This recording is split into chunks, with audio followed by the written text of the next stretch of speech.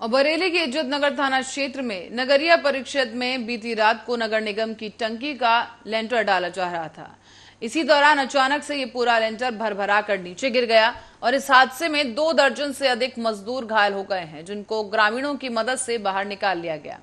और आपको बता दें कि घायल मजदूरों को अस्पताल में भर्ती करा दिया गया है। हालांकि जानकारी के मुताबिक रात को टंकी का लेंटर डालने का काम किया जा रहा था कि अचानक से यह हादसा हुआ। इसमें कई मजदूर गंभीर रूप से घायल हो गए हैं, जबकि ये जो हादसा हुआ उस वक्त ना तो पर्याप्त मजदूर वहां पर मौजूद थे और ना उनकी देखरेख करने के लिए कोई और व्यवस्था की गई थी। लेकिन इस मौके पर नगरीय परिषद के ग्रामीणों ने मजदूरों को बाहर निकाला है और अपनी निजी वाहनों में अस्पताल पहुंचाया गया। सूचना मिलते ही आला अधिकारी मौके पर पहुंच गए और सर्चिंग ऑपरेशन चलाया गया है। लगभग 1 बजे तक सर्चिंग ऑपरेशन चलाया गया, लेकिन टंकी की ऊंचाई ज्यादा होने की वजह से और अंधेरा ज्यादा होने के कारण सर्चिंग ऑपरेशन को रोक दिया गया। हालांकि ठेकेदार के मुताबिक कहा गया है कि जो मजदूर दबे थे उन सभी को बाहर निकाल लिया गया है और अब उसके नीचे मलबे के नीचे कोई भी मजदूर दबा नहीं हुआ है। लेकिन इस घटना ने कई बड़े सवाल खड़े कर दिए हैं कि क्या सही से ये टंकी बनी थी, और अगर सही से बनी थी तो फिर ये गिर कैसे गई। और इसी के साथ ही ये भी सवाल खड़ा होता है कि ठेकेदार को इनका जवाब देना मुश्किल हो रहा है, क्योंकि इस हादसे में गनीमत ये रही कि किसी की जान नहीं गई। इस टंकी को बनाने वाले ठेकेदार से जब बात की गई तो उसने किसी भी लापरवाही से इनकार कर दिया है। लेकिन जब उससे पूछा गया कि इतनी रात को आके टंकी पर लेंटर डालने की क्या जरूरत थी, तो उसके पास कोई जवाब नहीं था। इज्जत नगर में नगरीय परिषद एरिया में सूचना मिली थी जिसको कि एक टंकी का टॉप टावर कोलैप्स हुआ है। तुरंत पुलिस और जो फायर की रेस्क्यू टीम है वो यहाँ पे पहुँची है। अभी जो ड्यूटी रजिस्टर से अवलोकन किया है उसमें से 8 मजदूर घायल हैं जो कि हॉस्पिटलाइज करे गए हैं। 2 मजदूर उनको कैरी करके वहाँ लेके गए हैं। बाकी पुलिस की टीम और एम्बुलेंस वगैरह दी गई है।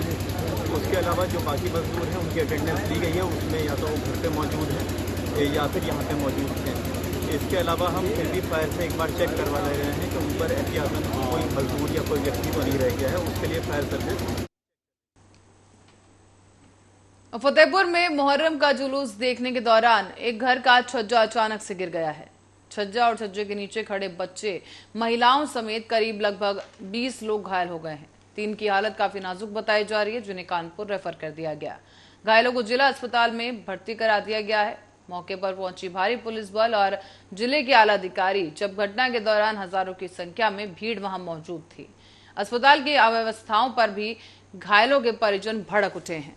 सूचना है कि मौके पर पहुंचे सीएमओ और अस्पताल में लापरवाही की बात उन्होंने स्वीकारी है।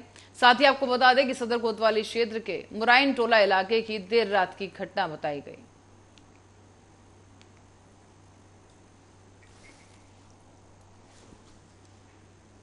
और कौशाम्बी से भी खबर है, जहां भूमाफियाओं का कब्जा करने का सिलसिला रुकने का नाम नहीं ले रहा है। बता दें कि कौशाम्बी जनपद के सिरातू तहसील में ग्राम सभा शहजादपुर में सुनील सोनी, अनिल सोनी और उनके परिवार वालों को उनकी जमीन पर दबंगों ने कब्जा कर लिया है।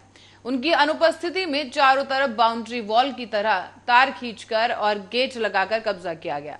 तो वहीं इस पूरे मामले में प्रार्थी सुनील सोनी, अनिल सोनी और उनके परिवार वालों ने मुख्यमंत्री पोर्टल में ज्ञापन दिया है। साथ ही साथ आपको बता दें कि कौशाम्बी की डीएम साहब सहित कई उच्च अधिकारियों को ज्ञापन दिया गया, लेकिन आज तक उनकी जमीन का निस्तारण नहीं हो सका है। 3-4 साल हो गए यहाँ से चले गए। हाँ, टेढ़ी मोड़ पर रहने लगे। हाँ। और ये पहले एक गेट लगा था, फिर दूसरा गेट लगाया, तो उसमें भी चौकी में एप्लीकेशन दिया, उसमें भी कुछ नहीं हुआ। फिर बाद में ये कटीली तार बांध दिया 10 दिन पहले, तो इसमें भी कुछ नहीं हुआ। चौकी में एप्लीकेशन दिया, थाने में एप्लीकेशन दिया, उसमें कोई सुनवाई नहीं हुआ। अच्छा, डीएम साहब को भी आपने ज्ञापन दिया? हाँ, वहाँ। अच्छा, तो किन लोगों ने इस तरह आपके साथ किया? बगल के पंडित जी लोग हैं, ये धीरे धीरे सब करके कब्जा करने की कोशिश कर रहा है। इनका क्या नाम है? सीएम पांडे।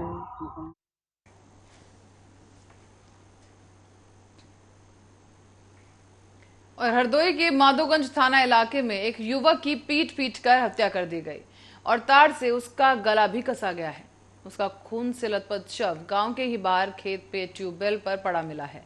बता दें आपको कि सूचना पाकर पुलिस अधीक्षक, फॉरेंसिक टीम और पुलिस बल एक साथ मिलकर मौके पर पहुंचे और एसपी ने बताया है कि इस घटना के कारणों का फिलहाल पता नहीं चल सका है। इस पूरे मामले में टीमें गठित कर दी गई हैं और मामले की पड़ताल की जा रही है। जल्दी ही इस घटना का खुलासा कर लिया जाएगा। आरोपी जो भी होगा उसे गिरफ्तार कर जल्द ही जेल भेजा जाएगा। जनपद के थाना माधोगंज में एक युवक अपने परिवार से अलग गांव के बाहर पंप सेट पर ही रहा करता था। लास्ट उसके घर वालों ने उसको रविवार के दिन देखा था। उनके द्वारा बताया गया, उसके बाद से देखा नहीं है। आज सुबह उसकी डेड बॉडी पंप सेट से करीब 200 मीटर की दूरी पर पगडंडी पर पाई गई है। गले में तार से कसने के निशान हैं और ऐसा प्रतीत होता है कि सर पर डंडे से वार किया गया है। पास में एक टूटा हुआ डंडा भी पड़ा हुआ है। अभी तक परिजनों द्वारा किसी को पर शंका नहीं जाहिर की गई है। पुलिस सभी पहलुओं पर पड़ताल कर रही है और शीघ्र ही। और इसी खबर के साथ ही खबरों में फिलहाल के लिए इतना ही। आप बने रहे हमारे साथ, देखते रहे आर्या न्यूज।